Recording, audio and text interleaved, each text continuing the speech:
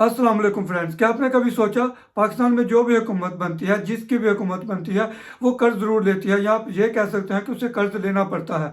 आखिर क्या वजह है कि पाकिस्तान को बार बार IMF के दरवाजे पर जाना पड़ता है?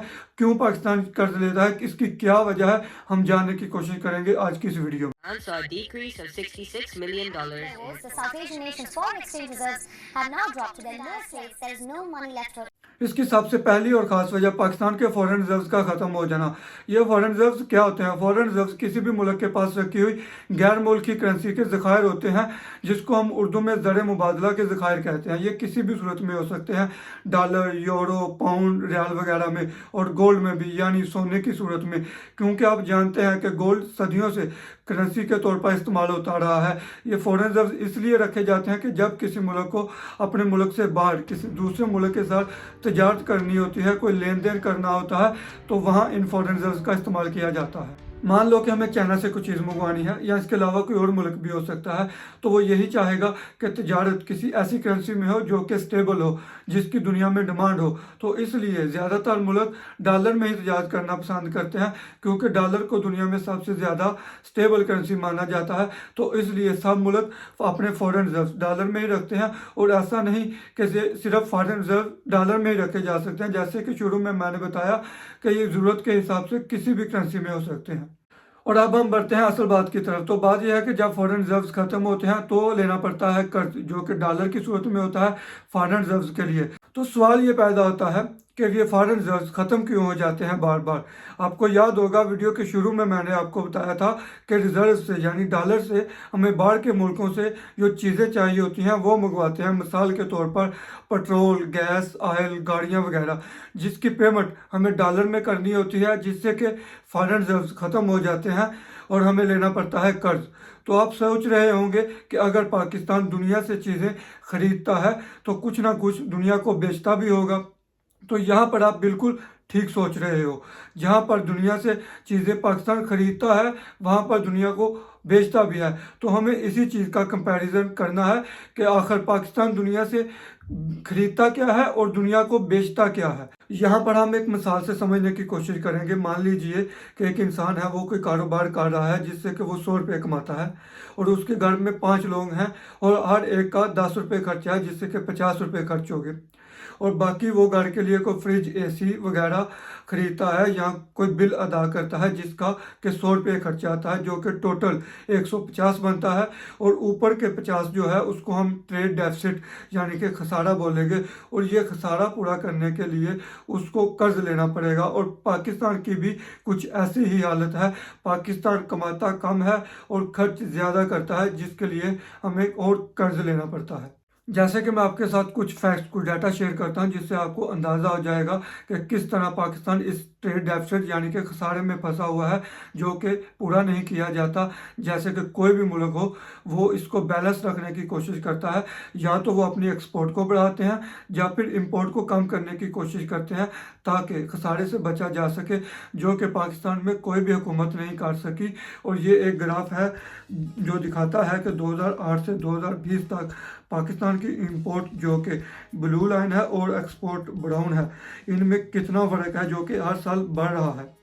यहाँ पर मैं कुछ फैक्ट्स आपके सामने रखता हूँ कि पाकिस्तान इंपोर्ट क्या करता है, बाहर से मंगवाता क्या है, और एक्सपोर्ट क्या करता है यानी कि बाहर बेचता क्या है, जिससे कि आपको अंदाज़ा हो जाएगा कि आखिर क्या वजह है, क्या मसला है, जो कि पाकिस्तान के सियासतदान आपको बताना नहीं चाहते। वो क्यों नहीं बताना चाहते, ये मैं आपको आगे चलकर बताता हूँ। पहले हम ये देख लेते हैं कि पाकिस्तान इंपोर्ट क्या करता है। इंपोर्ट में है जी petroleum, gas, crude oil, electrical और electronic products, machinery, steel, medicine, गाड़ियाँ, डिफेंस यानी असला वगैरह, जो कि पाकिस्तान की GDP का 19% बनता है, जो कि हर साल थोड़ा बहुत ऊपर नीचे हो सकता है। और अब हम देखेंगे एक्सपोर्ट, पाकिस्तान दुनिया को बेचता क्या है, और फिर हम कंपैरिजन करेंगे।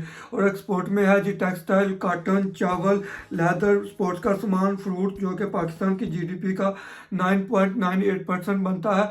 और 19 और 9.98% का आप खुद हिसाब लगा लेना। और कॉटन में पाकिस्तान को खुद कफील बताया जाता है। और जब मैं रिसर्च कर रहा था तो देखा कि इसमें भी पाकिस्तान इंपोर्ट करता है, और 5th largest country in the world यानी कि दुनिया में कॉटन का इंपोर्ट करने वाला पाकिस्तान दुनिया का 5वां बड़ा मुल्क है।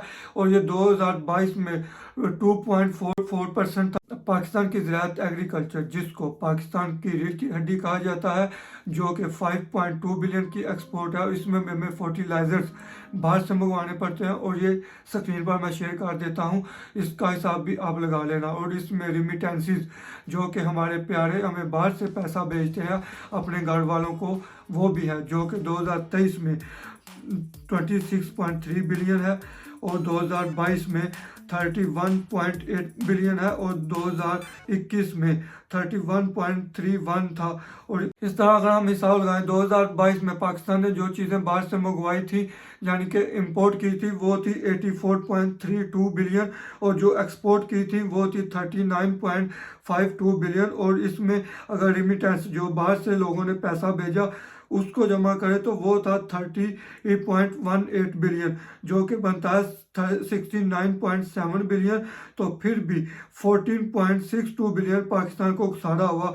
और इसकी वजह है पाकिस्तान जो चीज़ें पैदा करता है, या तो उनकी दुनिया में डिमांड नहीं, और या फिर इतनी पैदावार नहीं कि हम दुनिया का मुकाबला कर सकें, और ना ही इतनी इंडस्ट्री, अगर है तो वो दुनिया का मुकाबला नहीं कर पाई पैदावार में, क्योंकि दुनिया में सारा काम मशीनरी से हो रहा है, जबकि पाकिस्तान में अभी भी ज़्यादातर काम हाथ से ही लिया जाता है। और दूसरी वजह यह है कि जैसे कि अरबों के पास तेल है, और बाकी सारी दुनिया में कोई गाड़ियाँ बनाता है, कोई मशीनरी, कोई कंप्यूटर, मोबाइल, माइक्रोचिप वगैरह, इवन कि आप अपने आसपास अपने घर में नज़र दुराएं तो आपको पता चलेगा कि पाकिस्तान इसमें कितनी चीज़ें बना रहा है।